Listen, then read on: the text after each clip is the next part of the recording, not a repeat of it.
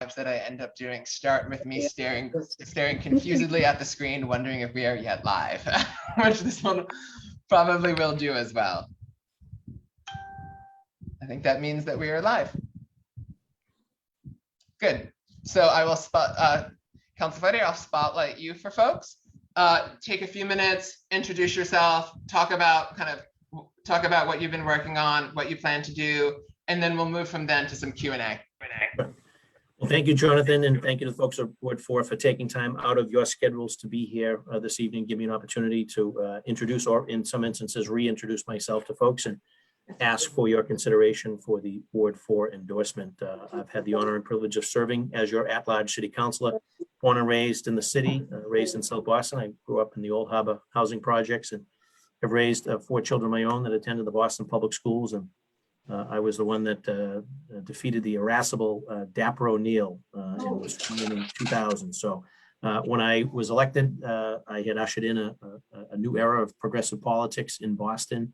Was the first to support marriage equality long before the Goodrich decision, and while others were grappling with civil unions and domestic partnership, led the effort on community preservation the first time when it had failed, and then stayed with it to the tune of now, I think it's close to $100 million in projects.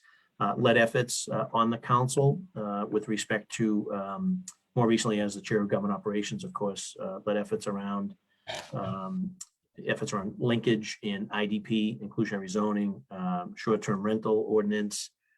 We've got strong longtime supporter of Vision Zero, and also the Trust Act, Trust Act 1 and Trust Act 2. And so it's been a combination, I think, of my approach being inclusive and forward-thinking, and also being someone that is a bridge builder on the council. We're a city in transition. We're also obviously coming out of a pandemic. At the same time, we'll be ushering in a new mayoral administration.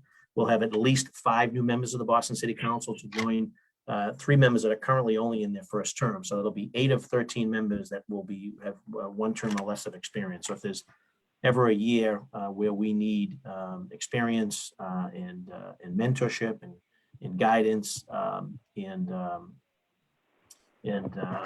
institutional knowledge, I think it would be this year. So I've got a strong record of advocating for access to more treatment and recovery services. My issues and legislative efforts show how effective I am in bringing different coalitions and stakeholders and individuals together based on what we're hearing across the city. I pride myself in truly being an at-large member of the city council, taking no neighborhood, no ward committee for granted, and I'm here to submit my resume, obviously, and my experience in my tenure on the Boston City Council for Ward 4 review. So I appreciate everyone's time and attention. Look forward to giving folks an opportunity to ask whatever questions they have, and hopes to return me to City Hall as one of their 4 at-large councilors. So thank you, Jonathan, and thanks to the committee, the Ward 4 committee. Awesome, thank you so much, Councilor Flaherty. So we now want to open the floor to questions that people have. You can either unmute and ask your question yourself, or you can put your question in the chat either to everyone, or you can message it to me. I'll start out with one I have in the chat. So obviously, one thing that the pandemic has shown very starkly is the weakness of the childcare infrastructure in, let's say, Boston, the country at large. What are your thoughts on what the city can do to really boost up the childcare and especially early education programs in the city to ensure that everybody who wants a seat is able to get one?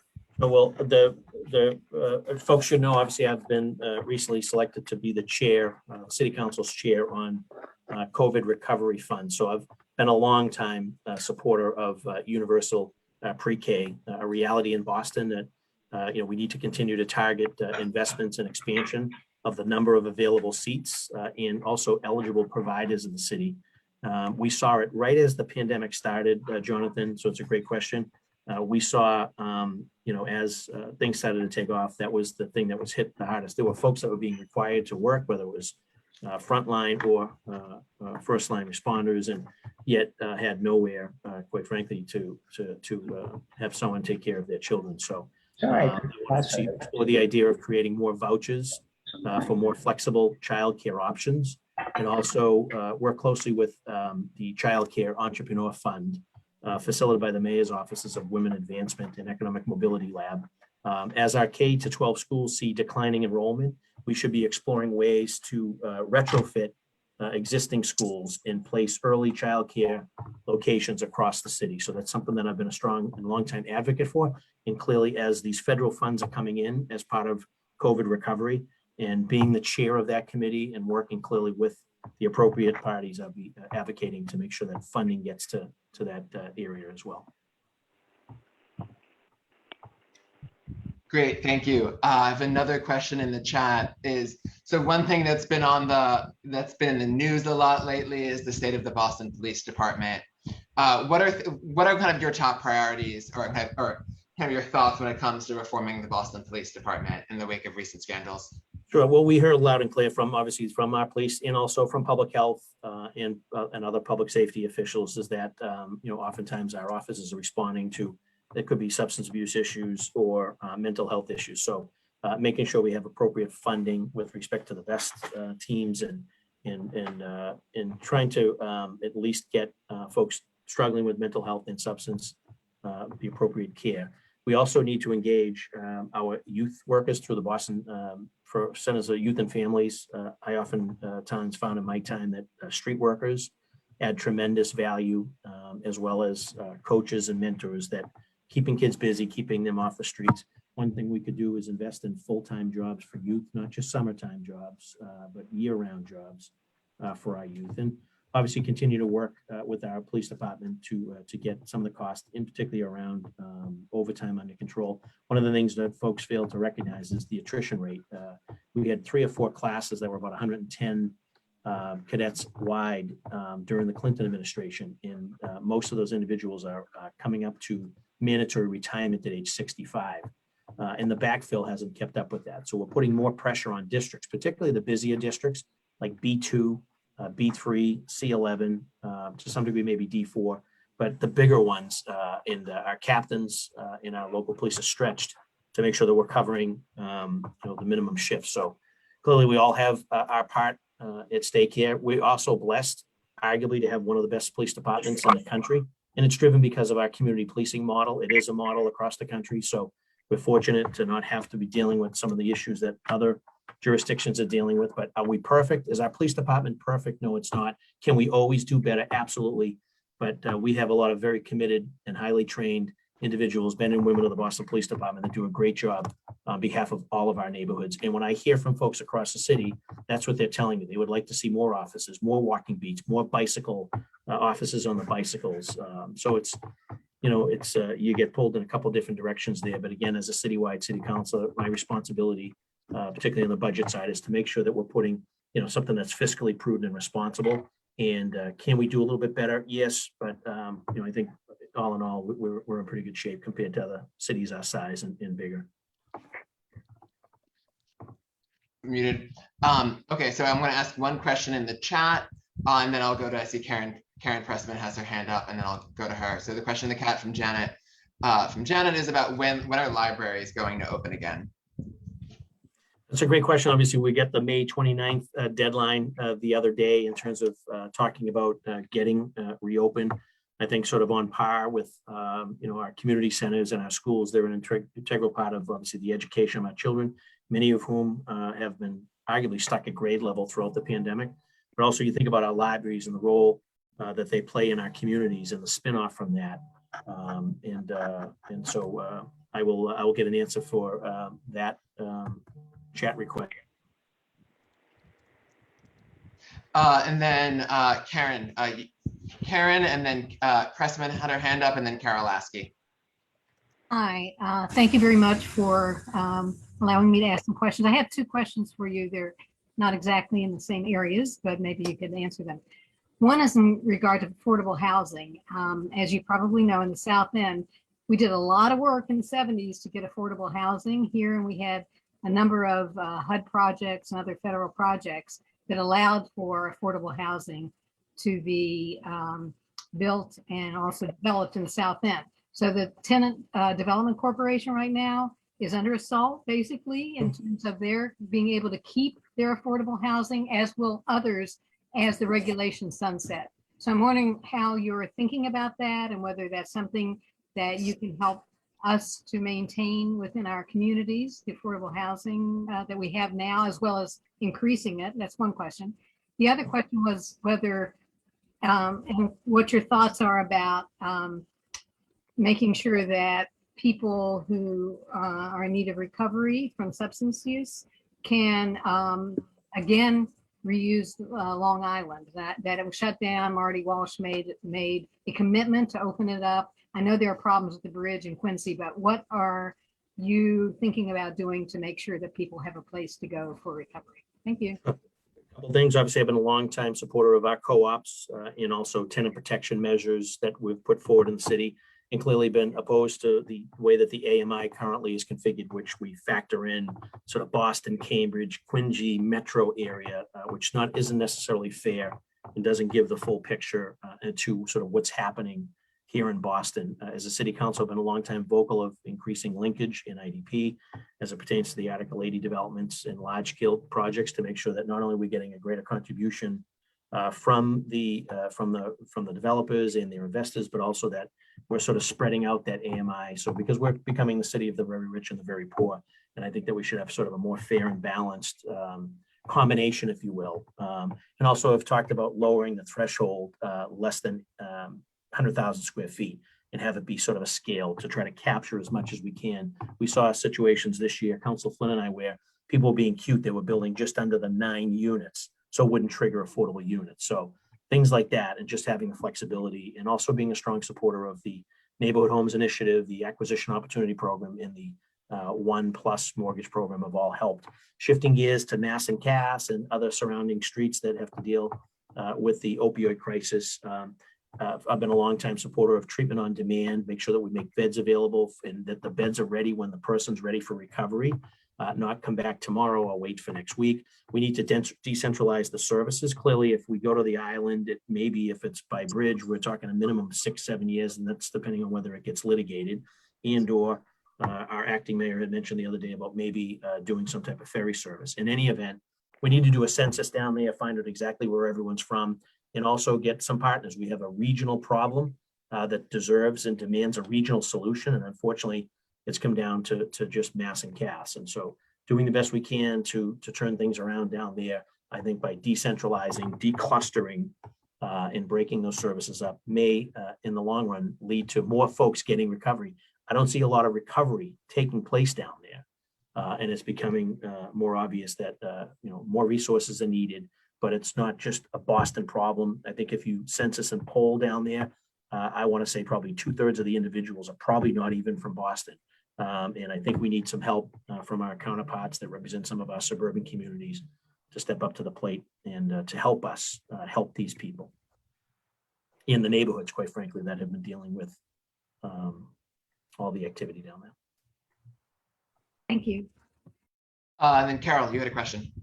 Hi, Councilor Flaherty. Thanks for joining us tonight. There's a sort of quintessential urban planning conflict over the disposition of the Shattuck Hospital, which is slated to close in a couple of years. And this, it's so quintessential. You've got on one hand, the interests of the urban environment to maintain and improve urban green space. And then you have the overwhelming challenge of providing social services for people who really, really need them. Where do you come down? I support a balanced approach. I had recently filled out some questionnaires on that in terms of obviously balancing the need for those very important recovery, whether it's mental health or substance abuse services, as well as those that want to protect our open space. And being the chair of our community preservation committee on the council and the efforts that have gone into open space protection, I was very balanced in the approach to that question. So I don't think it needs to be an either or. I think there's a way we could accomplish both. And so clearly, if I'm one that likes to think that if you can, people can roll up their sleeves and get in a room and try to hammer out something that makes sense for both parties. So I'm a long-time supporter of protecting our environment, the urban wild, and clearly want more canopy and protecting those very natural and precious resources we have in the city. But we also have a facility over there that could be put to good use with appropriate funding to help a lot of people that are they're in serious need of some treatment and recovery. So in terms of balance, potentially keeping the current hospital site where it is as opposed to moving it, or I mean, Yes, do you see that would be the a whole vision of, agenda yeah. of options? Yep, right there where the bricks and mortar are, keep the facility, keep the building right there, and put make the necessary capital improvements on site, and then also work with the environmental and our green space friends and colleagues and advocates to make sure that we can try to make this a win-win. Great, thank you. And I have a question from Margaret, and then I have another question from Ben and Jane. Margaret, do you want to ask it, or do you want me to read it? Sure. Let's see. So there was a very impressive police task force that made its recommendations that were accepted by the city and by the police department last October, November. They had 6 months to implement those recommendations. The police department hasn't implemented any of them. And I'm wondering if this is on the city council agenda. So you're talking about the mayoral task force that was formed. A mayoral task force that was formed, it had, they had an NAACP, it had, everybody on it, and Republicans, Democrats. It had representatives of the police department. It was a very well-respected group. And the police department accepted and signed the recommendations. And you're saying those recommendations have been implemented. So obviously the role of the city council as the legislative branch of city government and a representative government clearly could immediately call for a public hearing. I know that, work with our chair of public safety, and it also falls under the office of public. It was the office of police accountability. I think it was called. Right. And then so clearly that's the role of the council. So if there was a task force or a mayoral task force set up, they've gone and they've done the studies and they've come up with some findings, and you're telling me that the findings have not been implemented, then clearly the council has a role as the legislative branch of city government to call for a hearing, ascertain what those recommendations are and why they haven't been implemented or when they will be implemented. That's all fair game. Happy to get on that tomorrow. Work with the chair of public safety to see whether or not we could get some answers. And then we have a question from Ben and Jane Siegel about what are your thoughts are. So the BPDA, formerly BRA, as I always still think of it, does not have a particularly warm reputation in the South End, given the history, its history in the city. What are your thoughts on the proposals to split the BPDA into a kind of an office of planning and an office of development, as many other cities have done decades ago after the kind of heyday of such combined agencies back in the mid-century? Some may remember when I had run for mayor against the late Mayor Tom Menino, I called for a standalone planning department in the city of Boston. I think that we have an opportunity, obviously, as a new administration comes in. The BRA currently has and possesses both the planning arm and the economic development arm. And what happens too often is that the economic development arm usurps the planning arm. So I would love to sort of almost like in a quarterback situation where sort of the quarterback hands off the ball to the running back. We should have a situation where the city plans, we have urban planners and city planners that can go out there and plan.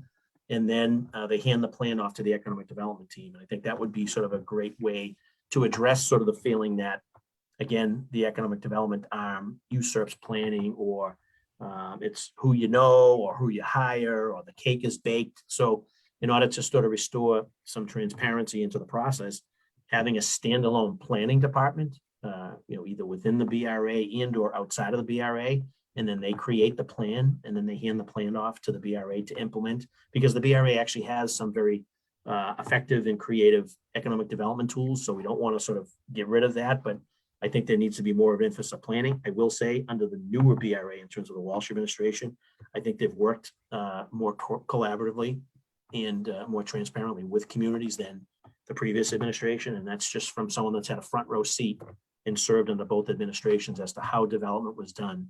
Are we perfect? Nope. Can we always make improvements? 100%. And would a standalone planning committee help bring a result more in appropriate planning? I think that would be the answer. And I think some of the candidates that are running for mayor have outlined some of those plans. My colleague, Councilor Wu, is a strong proponent to that as well. So that's something that I brought forward in 2009. I see a hand up from Ryan. Ryan, do you want to ask your question? Yeah, thanks a lot for joining us, Councilor. Just wondering if there's any of the legislative initiatives that have taken place to help mitigate COVID, mitigate the impacts over the last year that you would like to see made permanent. Some are restaurant changes, really all sorts of things have been tried. Talk about like some of our employees, the employees that were required to work. And it's a case of first impression. So most folks, when they, and many of whom got COVID in the performance of their duties. So unlike sort of a traditional sort of workers' comp case or having to, see a doctor and a specialist. And what we're seeing now is there are some city employees that were required to work. They were essential, who had contracted COVID and are now what's considered long haulers. There's no FMLA, there's no workers' comp that's accommodating that need through no fault of their own. So clearly something needs to be done. We are working with the administration and HR and personnel, because we do have a number of situations where that has happened, and under the normal circumstances of that traditional sort of workers' comp or the FMLA, it's not sort of covering and capturing these employees who are getting a smaller percentage of their wages. Some of them have had to exhaust their sick time, their personal time, their vacation. There's some real sad stories, quite frankly, that we as a council are working with the administration and HR officials to get their hands around that particular issue. And not just our public safety employees, but a lot of our public employees that were required to do that. So that's one thing that kind of jumps out that we need to do on the human side, because folks contracting COVID because they were required and they were considered essential. They didn't have the choice to stay home, or they didn't have an employer that said you can work from home. They had to go and perform an essential function, and then contracted COVID. And some, got very minimal symptoms or got through it, and others had more serious, and some are what were considered long haulers. And we as a city need to look out for the long haulers. But thank you for your question. And obviously, in part of the COVID relief response, we need to address areas like that where, where the folks were sort of hurt the most, and where the need is. We need to make sure that the funds are transparently transferred to those areas and to those communities. Thank you. Does anybody have any final questions for Councilor Flaherty? Seeing none in the chat, I'll say going once, going twice. Seeing no other hands or comments. Councilor Flaherty, thank you so much for joining us this evening. Thank you, Jonathan. Thank you, Ward 4. Would love and be honored to have the endorsement of Ward 4 and plan to get reelected, and would love to have your support. And can you just drop in the chat for us if people have follow-up questions for you, or want to follow your campaign? Where should they go? We'll do Michael Flaherty. I'll do Michael.Flaherty at boston.gov, and I'll send my number 617-635-4205. But I'll put it in the chat, Jonathan. Right. Awesome. Thank you so much. Great. Have a great night. You too. Good seeing you, I will now welcome up Kelly Bates. Welcome. I'll put you on spotlight. One, I'll just say I love the lively coloring for the back of the walls. I saw that on the forum last night. Give it you can take up to 10 minutes if you want. Tell us who you are, why you're running, some about you, and then we'll have time for Q&A. Great. Well, first of all, I'm just so glad to be here with all of you.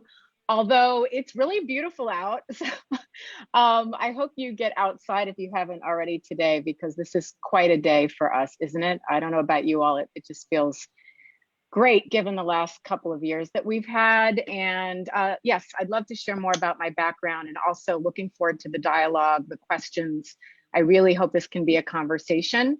You know, I imagine if I have your support and I get in City Hall, that I hope I'm just not looking at the front of the room at the city councilors, but I'm turning around and we're talking and we're actually building the city together. So that's my vision.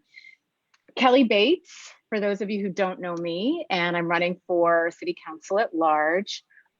What you should know about me that I think really is critical to this moment in our city is I'm the proud daughter of a Black mother and an Irish father. And I think given the history that we're making in the city and some of the challenges we've had as a society around race in this moment, I think it's important to have someone with my lens at the table at City Hall who can work with so many different kinds of people. You know, I grew up in two different worlds. They were very similar, but they were also very different. But I saw pain and also beauty in each. And I moved through those worlds, bridging relationships, bringing people together, seeing different sides of issues, and really standing on the shoulders of very strong women who raised me, my family, and community advocates like yourself who really taught me that by bringing people together, we can really overcome anything. Background about me personally, and then I'll share about my experience, is I experienced economic and housing insecurity at a very young age. It's really why housing is such a critical issue to me. My mother would count quarters on the dining room table, you know, to figure out how we were going to make rent. 90% of our income went there. I lost my mom as a young adult from mental health challenges and physical disabilities. It was not easy. In a lot of ways, I had to really raise myself.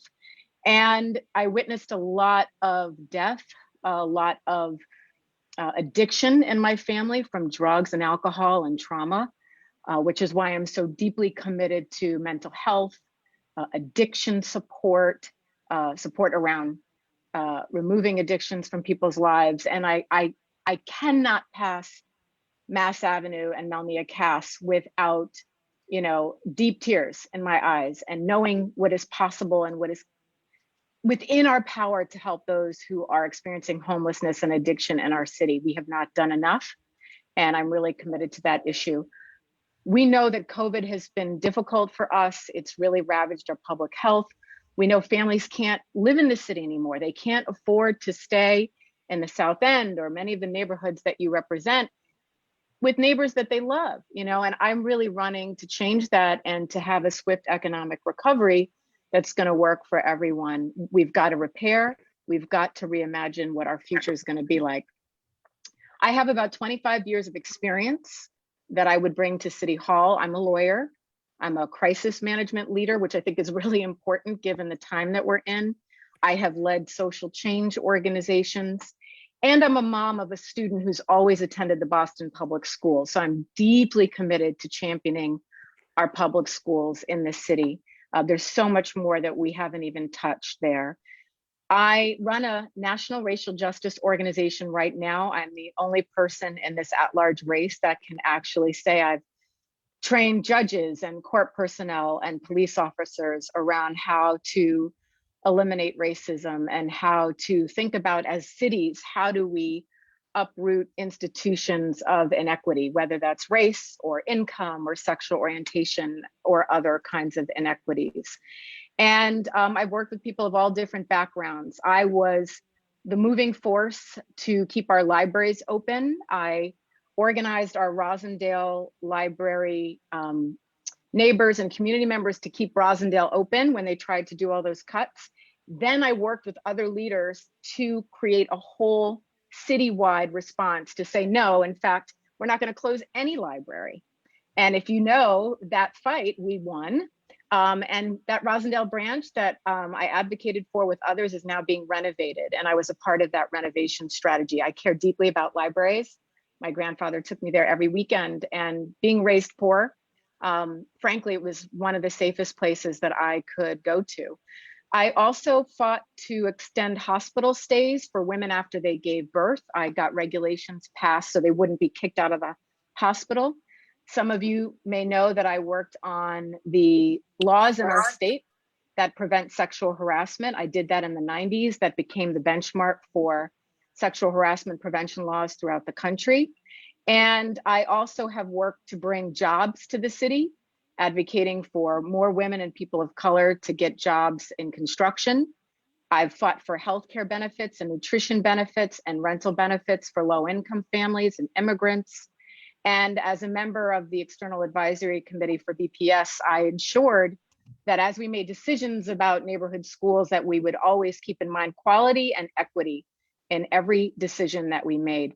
And finally, I worked for 10 years to expand voter engagement in Boston so that voter turnout has increased over the last 10 years. I was a part of the effort to not only register voters and encourage them to vote, but funded those efforts across the city, including Mass Vote and others. And I led and raised $1 million for us to redistrict in Massachusetts and to have community groups actually have ownership over that process, which resulted in the district that now Congresswoman Ayanna Pressley runs in. And again, have worked for all kinds of voter reforms, including same-day voter registration and many other things. So I know we have a lot of work to do. I think what really sets me apart is I know a lot of the mayoral candidates. I'll be able to work with them right from the beginning. I do have very strong values around progressive politics.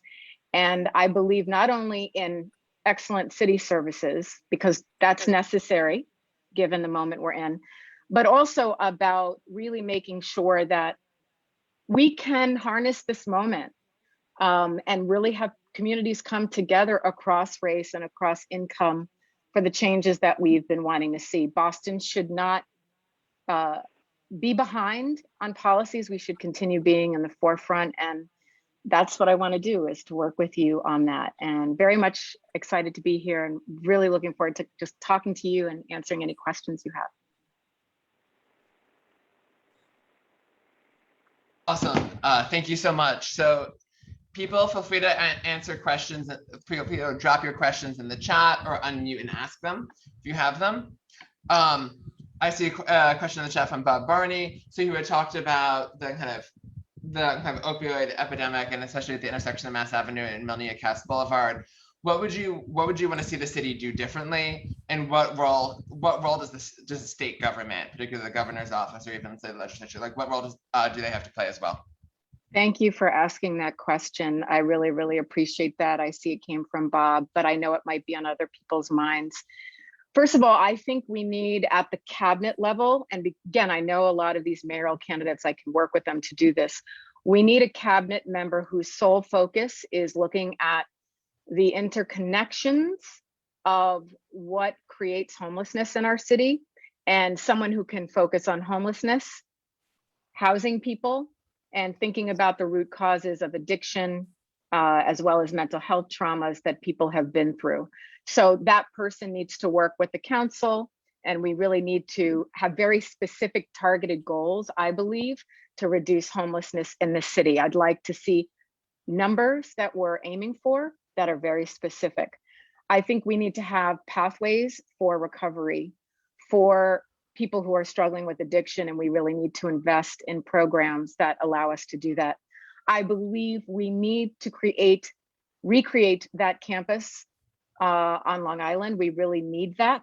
Whether it's a bridge, a ferry, we need to figure it out, whether it's, and setting up something that really addresses the core issues. Let's have housing there.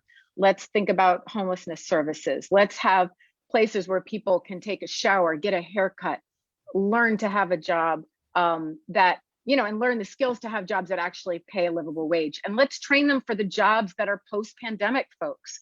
We need to be thinking about jobs in renewable energy, jobs in our social economy, jobs in, various aspects of infrastructure so that we can bring this city back. I mean, the roads, the curb cuts, I mean, it's a mess, right? So let's employ folks into those various areas. These are human lives. My cousin walked off a treatment center. They never found his body until a year later. And I see in those people every day when I walk by, and I won't even say these people because it separates me from them, but I see my cousin in them. And I know that you have families who have been touched by homelessness, by addiction, by mental health challenges. And it has to be faced. And we have to do better with that. The state needs to work with us too, because some of the folks that are on Mass Ave and Melnia Cass come from other places in Boston. We need to be in partnership with Quincy. We need to be in partnership with surrounding areas of Boston to add resources and services to this. It's not just a city issue. We have to be working statewide to work on this. Great, thank you. I have a question from Lisa Graff in the chat. Would you be open to all high schools being inclusion schools? What a great question. Before I answer that, Lisa, can you say a little bit more about how you envision an inclusion school? I just want to make sure I am clear about your vision for that. In most of the elementary schools, the schools are inclusion schools. And then when it gets to be high school age, there are very few of them in comparison. And I would love to see the district change that. And, that's basically it. Yeah, I would too, Lisa. My son goes to Fenway Public High School. It's an inclusion school. It's a wonderful school, by the way. We have very good schools at the high school level that a lot of people don't even know about. We think always of exam schools, and there are limits to exam schools, which I can talk about later. So yes, I would love to see that. I love that my son is going to school with children who have various disabilities, come from different backgrounds, and the school caters to different kinds of children and works with the children to help each other as kids work together. I went to a school where I was so separated from other kids who had different disabilities than I, kids who were English language learners, and that segregation and that bifurcation, I think, really does a number on our kids' mental health, and they don't get the same quality of education. I really believe this, and when kids are together, they learn more and they get the services and support that they need. We still need targeted resources for kids with disabilities that might require additional resources, and I think inclusionary schools are the way of the future. Great, thank you. Then I have a question from Ben and Jane Siegel. Would you support a cabinet level position on children and families? That's interesting because we do have the head of Health and Human Services that's on the cabinet right now. So that's interesting. I wonder if you see that as separate or together. I'm just curious as a dialogue if someone could share if they see that as an additional cabinet member they would like. Sure. This is Ben. Children are forgotten, and particularly the 0 to 5. And if this city is going to make it, it really needs to support those children and their families, not just broad health and not just human services, but to focus on the early child development space. And the Boston Foundation will be coming out with both policies and questions, and they're supportive of early child as well. I'm really glad you said that. I agree. What we know about all the research is that age is critical for a child's start and development, and we need to be investing targeted resources there. I would be open to that. I think that's a really interesting idea. And I wonder, how we can think about that kind of role interfacing with the Boston Public Schools, right? Thinking about pre-K, how it could interface with Health and Human Services. And I worry so much about our children right now, folks. I'm talking to kids. They are not in great shape. They really aren't. They're presenting and like everything's okay, but they've had a tough couple of years. And our smallest kids have been in households that are very, very stressed, and they have not been able to have the same start in this pandemic that other kids have had. Mm-hmm. I see Karen Pressman, you have your hand up. Feel free to ask your question. Hi, it's actually the same question more or less that I asked before about affordable housing. We had a lot of fights in the 70s to make sure that we had affordable housing. Housing was developed, and now we're at risk of losing some of that. TDC is one example of, when the sunset clauses happened after 25 years or so, then some of the housing that was private partnerships is now up for grabs. And it's a concern that I think many of us have about losing any housing that we have that's affordable housing, and also what your thoughts are on keeping what we have and increasing what we need to have for people to be able to live in the city and stay in the city. Thank you. Yeah, absolutely. That's one of the top issues that I think we have to face as a city. We've been trying to, but we need to do a lot more. I'm the classic case. I started off in Brighton as a student here, and then I moved to the South End, and I couldn't afford to stay there. I wanted to. Then I moved to Jamaica Plain, couldn't afford to stay there. Moved to Rosendale, couldn't afford to stay here. I'm in Hyde Park. I'm at the edge of the city. I mean, I think that gives me a vantage point because I am very familiar with the neighborhoods across the city.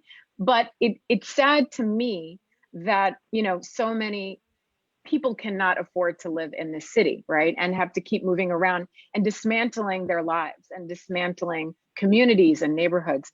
We have to do a number of things. I think we first of all have to expand the percentage of affordable housing from, I think it's 13%. We should double that at least. I mean, that is such a small number. How could we say that that's our values? So that's number one. I think we need to monitor. We need a consistent dashboard for looking at what kind of development's happening and what percentage of those units are affordable. I would be very open to learning more about what you said, Karen, about this 25-year expiration. What can we do legally or in an advocacy framework to, expand and extend that timeline? So I'd be very interested in working on that if it's not too late for us to make those changes. And also, I think we really do need to look at rental stabilization and rent control again. I think it's very difficult to alleviate some of the pressures of the rents if there isn't a sense of, moderation for that. And right now, there's no incentive to keep rents low, particularly as we're coming out of the pandemic. You've probably seen the data. The rents are going up. Here we go. And it's going to go through the roof, right? And I do think pathways to homeownership are still really important. I'd just be curious, like show of hands, how many people here own their own home or unit or condo? So there's a number of you. Not everybody has that ability, right? And why is it becoming such a privilege to be able to own our own homes that we live in? We really have to figure out how to have more pathways for people to get a home, understand how to buy a home, get money, down payment assistance to afford that home, and support when they get in the home, because we all know what happens once you get inside the house and all that has to be done. I didn't even know what a mortgage was when I went to law school. Swear to you, true story. I was in property and they talked about a mortgage, and for 6 weeks I was embarrassed to ask anybody what it was because I grew up with a single mom in a rental home. And I figured it out, and I was able, thanks to my grandmother, to afford a home. And that's how I was able to start my life, right? I was able to have an asset that I could borrow against. I was able to have a lower payment toward my housing. But for so many people, that's out of reach. So how do we do that? How do we create more affordable homes for people? How do we make them green and more accessible for all of us? And not have the city just be held by people, who can only afford, the most expensive rents, the most expensive homes. That would be sad. So many of us have lost too many people that we love and care about because they have to go to another state, far away from us, maybe even family members. And, that's not the kind of city that I think any of us want to be a part of. So I have a question from Tim Mahoney can you tell us a little bit more about the nonprofit work that you do and have done and how and what its impact has been in the city? Sure. So when I graduated law school, a lot of my friends went to work for law firms and places like that. I've spent my whole career running nonprofit advocacy organizations because I don't know about you, but you've probably seen this as ward committee members. When you get legislation through or a policy or a set of services, you can affect thousands, not just one person, not just one company. And that was what I felt was deeply a part of my personal mission in life, was to figure out how to advocate for others. So I started out running a advocacy organization for women and girls, and I talked a little bit about some of the legislation I got through there. And that was a phenomenal experience. We need more champions for women and girls and kids, and I will certainly be that person. Then I led an organization that fought for economic justice across the state for several years, working with young people in cities. And then I was the head of Emerson College's Elma Lewis Center, where I really worked to bring the arts and communications to cities and schools. And the last 5 years, I've been running a national racial justice organization called Interaction Institute for Social Change. And we teach people the skills of collaboration. Yes, I'm actually a politician who believes in collaboration. It works. This is, it's like, that's why I ran at large too, because I wanted to work across the city and with other people. We can't do it alone. We have to do this together. What I've learned from that experience is that really good policy happens because we all come together and we talk about it. And we think about what the best solutions are. We get people at the table instead of like, I stand here and talk to you and you stand here and talk to me. What I've learned is we can get more done, I think, through regulations, through services, through legislation than we can one person at a time. Although I love social workers and teachers because I do believe they play a critical role. And we need vast policies, I think, to really create change. I also know how to work on a shoestring with a small staff, with a small budget, so if I'm elected to at large, I will utilize my team really well to be responsive. My campaign team will tell you, I want you to talk to people as soon as possible. Like, have you talked to them? Have you emailed them? Shabani's on this call. She'll tell you that, because if someone has an issue, they need help right then. So how do we get to them quick enough? How do we get them services? How do we get them support? Maybe we can't do it. Maybe this department in City Hall can, maybe this nonprofit can. So I work and know a lot of these nonprofits and can also help people get involved and seek services. Great, thank you. I have another question from the chat. Thoughts on the school committee has come up in recent discussions. Your thoughts on elected school committee, appointed school committee hybrid, and why? Sure. I support a fully elected school committee, and I would love to see that committee comprised of people who really either are impacted by the system or really have a lot of knowledge about education. So I'd love to see parents be supported to run for those seats. I think we need to have young people who are a part of the school system helping advise us. It's amazing, some of their solutions. I think the young people and all of the school committee members should be paid. I think we need to support them to learn how to run for office and figure out if there's any way we can limit the amount of money that goes into those elections, because we don't want it to be a barrier to people. We might have to fight Citizens United for that, folks. But, I think it's really important to have a representative voice on the school committee. And, but I hope it's not like a 1-year term or even 2 years, because folks, it's so hard to make changes in that time frame. I mean, even with City Hall and city electeds, it's like, 1 year, then you're getting elected. It's just very difficult to make sustainable changes. And I think we need to have an accountability structure for that school committee, holding the mayor and the BPS officials, as well as the council, accountable for what we're trying to do across the city. No system is perfect. No system is perfect. But I do think having it all appointed right now, it doesn't matter how much people trust in the mayor and how great they are. We always miss perspectives. And, if you appoint people, right, they feel accountable to who appointed them. I mean, it's just natural. It's just sort of human dynamics. So I think an elected school committee would be really, really important. How do you guard against the disasters of the past? That's a really good question. I think we need to, again, I would not want it to be like, there need to be serious limits on fundraising and on individual contributions.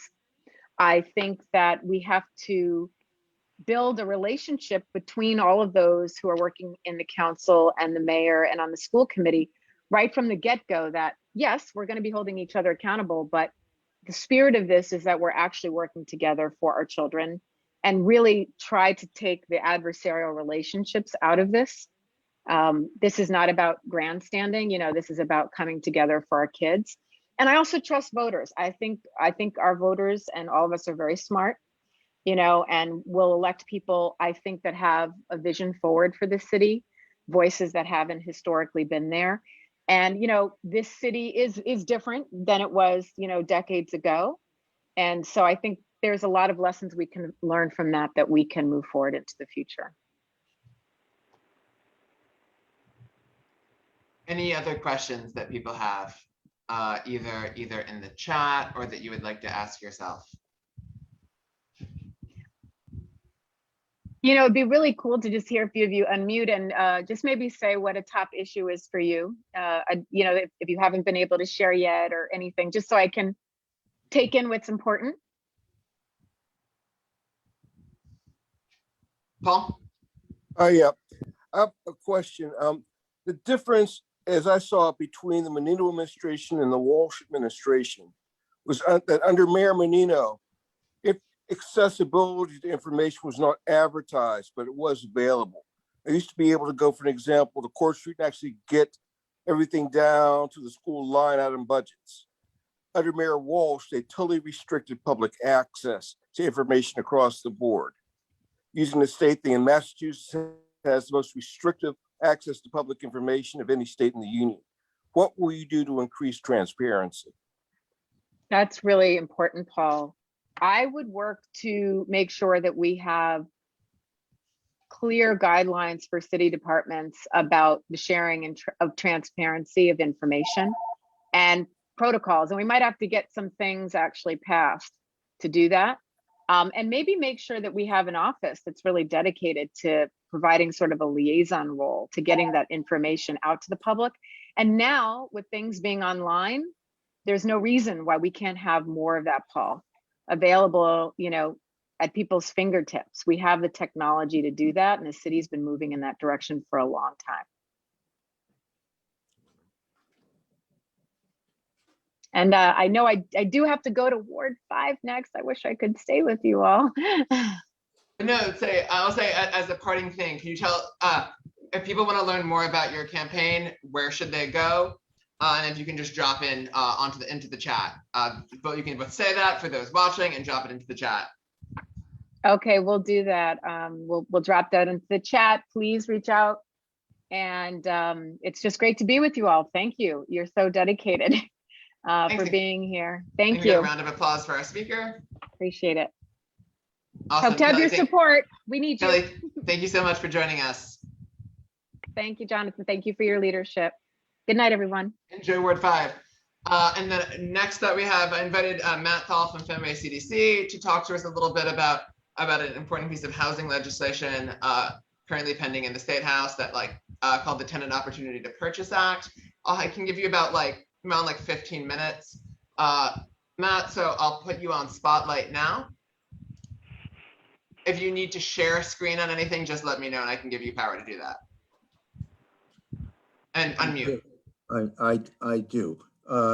I need to share the screen because okay, I'll make you a co-host and that should give you share screen power. Okay, great. So.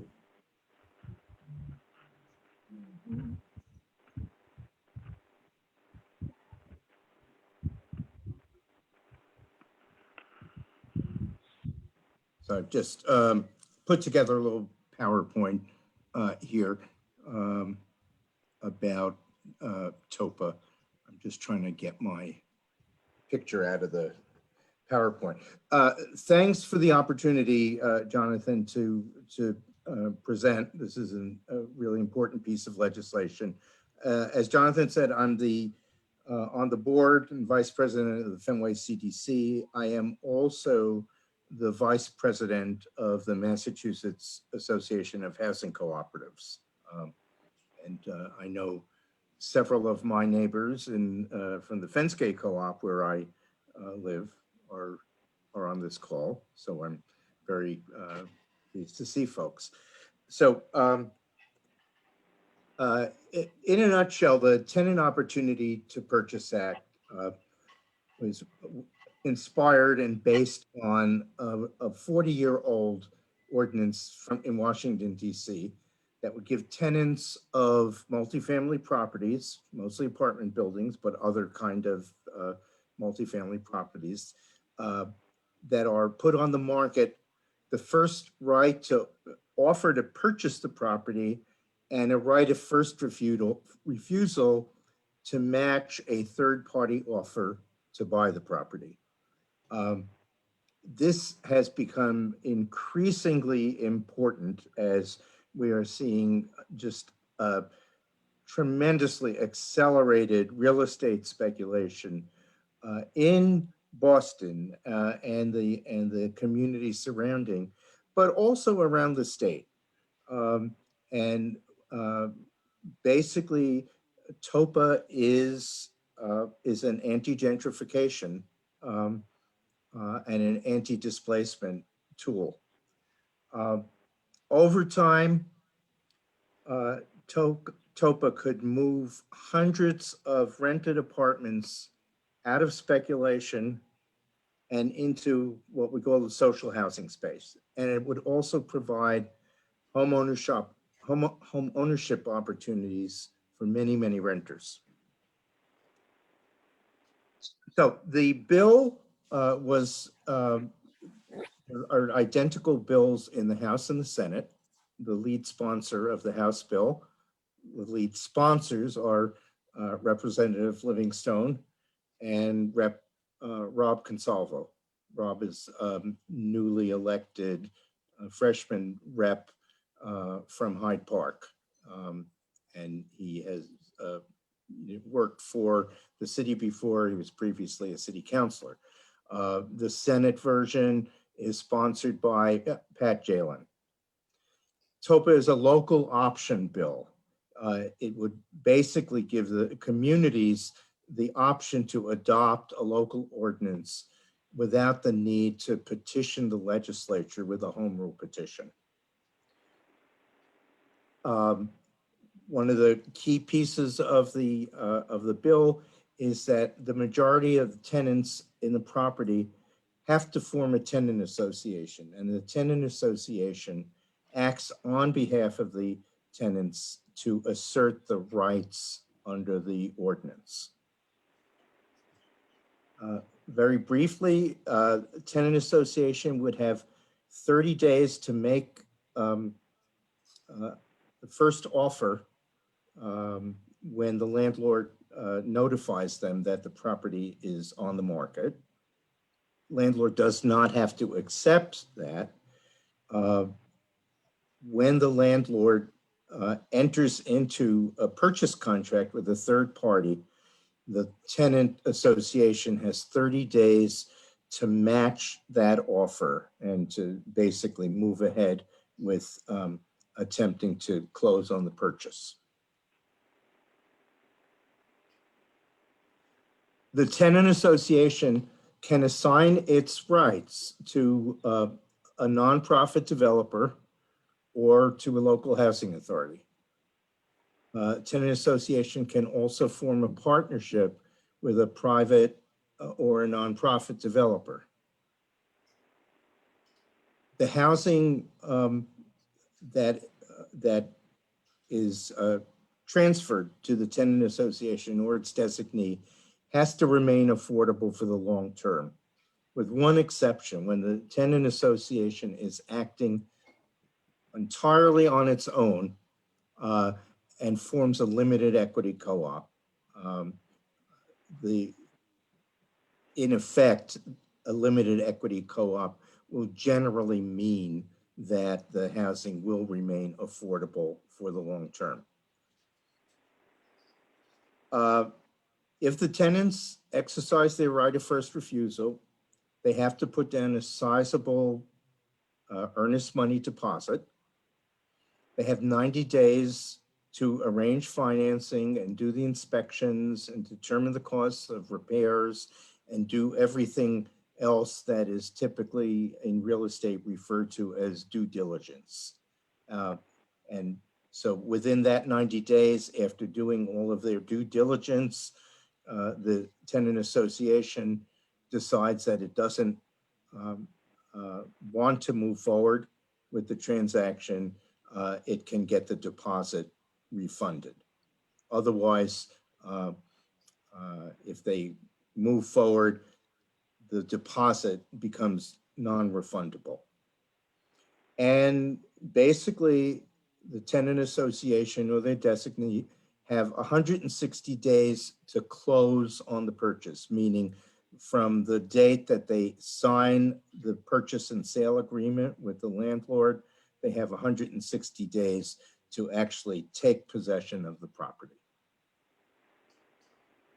And there are similar rights in the bill for tenants of distressed properties facing disclosure or properties that have actually been foreclosed. So there were parts of the bill that pertain to what are known as short sales, as well as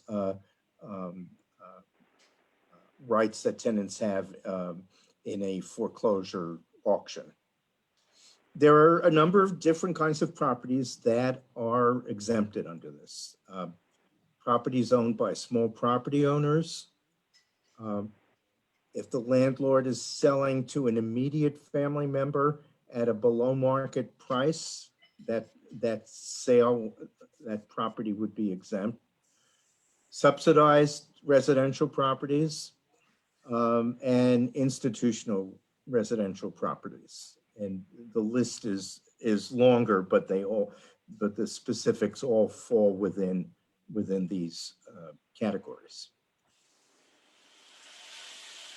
So TOPA has actually been filed in 2 previous sessions of the legislature. In the last session, it passed both houses on the last day of the session. And it was then vetoed by the governor. TOPA was attached to the economic development bond bill in the last session. It became part of that large bill, and TOPA was one of the sections of the economic development bill that the governor vetoed. So far, 43 legislators have co-sponsored the House bill, the Senate bill, or both. And the TOPA coalition has 49 national, statewide, regional, citywide, and neighborhood organizations formally endorsing the bill, as well as 2 mayors, Mayor of Somerville and the Mayor of Malden, and the Boston City Council, which unanimously adopted a resolution several weeks ago endorsing TOPA. So what can the Ward 4 Democratic Committee do to help? Well, one thing is we would love to have your endorsement of the bill. Many members of the committee also served on boards of various community and civic and advocacy organizations in Ward 4. And if you can help educate,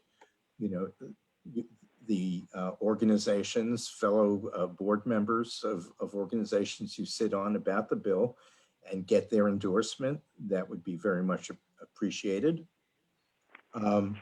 Urge legislators who represent part of Ward 4 who've not yet done so to co-sponsor the bill. And I can tell you there's basically only one, Senator Chang Diaz, who has not yet signed on. We had Senator Brownsberger and Representative Miklowicz do not co-sponsor bills like this because of their leadership role, but they are strongly supportive and have in many ways helped move the bill forward. And sorry for the typo there. We're asking folks to call their reps and senators. Can you please mute? Oh, mute.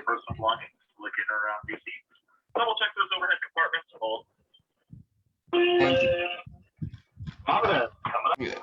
Okay, So sorry about that. the last thing is calls to the staff of the Joint Committee on Housing expressing support for TOPA would also be very much appreciated. So that's my story. I'm sticking to it. I'd be happy to take questions.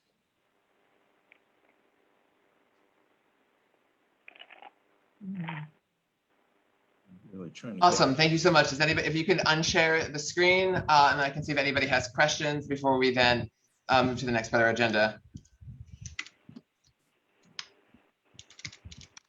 I have a question of, I know this is sort of modeled on some of the DC legislation that's been there for a while. I'd be curious, from that, what has the sort of success rate look like? Because I could imagine in this market, it would still be quite difficult, even with right of first refusal, that, the offer price coming in could be, significantly higher than most renters could manage to get a deal for it. Well, okay. So first off, the success rate has been quite high in Washington, D.C. Thousands of units have been either converted to co-ops or converted to affordable rental housing. TOPA will not succeed without significant amount of government subsidy available to the renters. And one of the challenges here is that this particular bill is coming with no funding attached. And the strategy has been get TOPA passed first, and then we will work on the funding.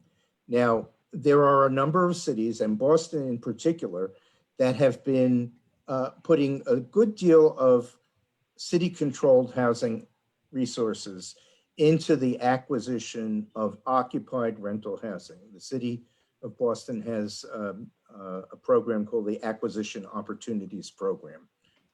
And the city and the chief of housing, Sheila Dillon, are extremely supportive of TOPA because they have encountered a number of situations where under the Acquisition Opportunities Program, a developer, usually a nonprofit at CDC, has been able, with the city assistance, would be able to acquire a property, but the sellers have refused to even negotiate or consider it.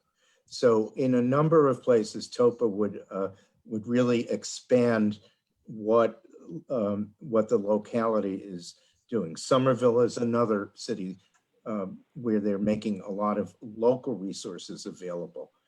I can tell you that we have, I think, a major problem with state housing policy in that the state, not just under this current administration, but under previous administrations, Republican and Democrat, are putting virtually no housing resources into basically the preservation of occupied, existing, unsubsidized rental housing that is often called naturally occurring affordable housing.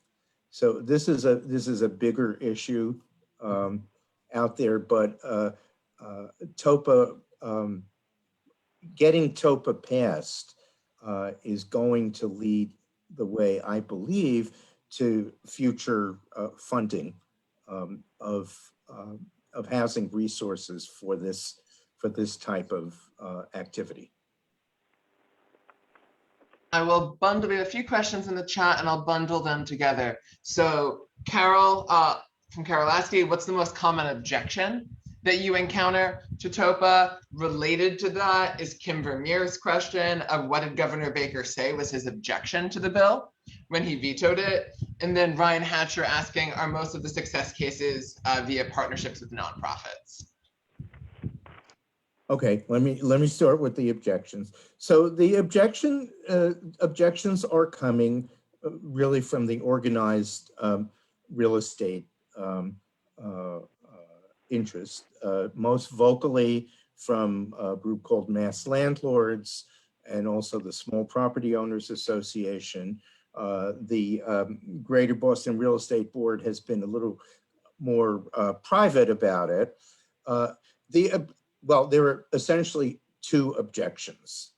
One is outright ideological, opposition to any interference with the real estate market and with anybody who wants to do anything with it.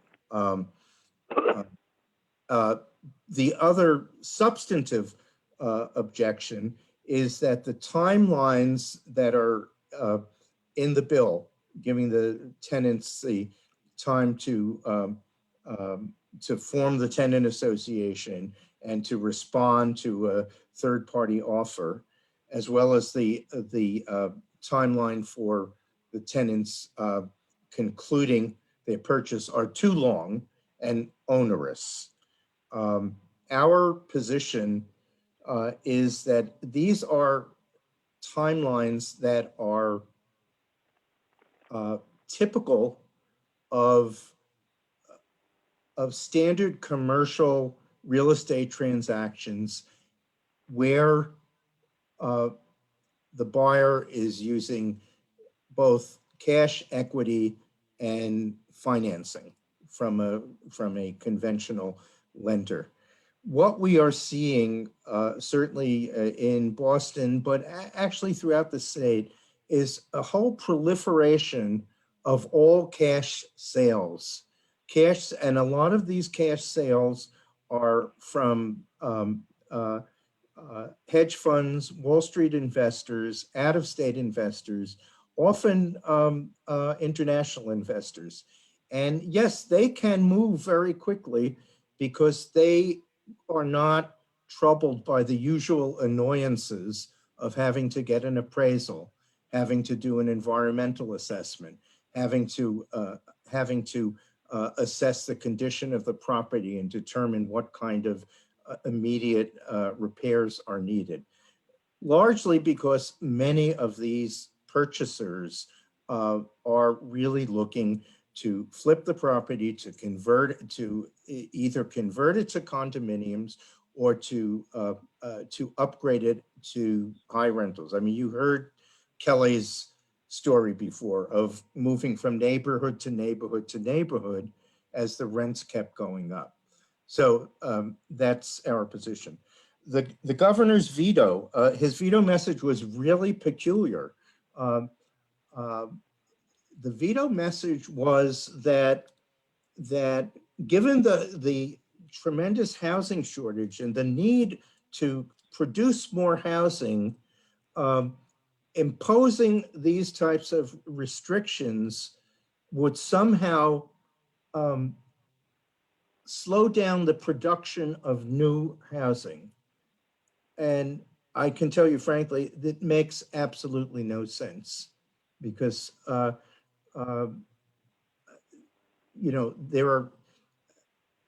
housing production is a completely different strategy than the preservation of existing occupied housing. We did hear in the hearings last year, the real estate board made similar kinds of statements, but it's frankly really hard to fathom. Did I get all of the questions there?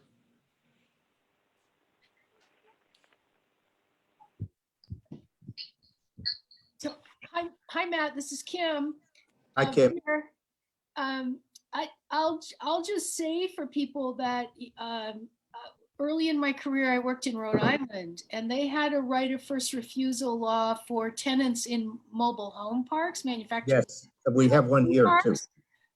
And it was very effective, right? It provided a tripwire, and it didn't work every time, but it worked some of the time. And just being able to have it as a tool available for when you can make it work is really powerful. So I commend you for continuing to push for this. And it's just, it's not the solution, but it would be an important arrow in the quiver. Well, let me, I'm glad you said that, because we actually have the mobile home right of first refusal in Massachusetts. And approximately 10,000 units of manufactured housing have become resident-owned communities in Massachusetts. And that law has been on the books also for over 20 years in Massachusetts. And what has happened, so just to help other people understand as well, is because the laws like that are in place, there's a support ecosystem that has developed. There's the Rock USA group out of New Hampshire. There's the Co-op Bank and the New Hampshire Loan Fund.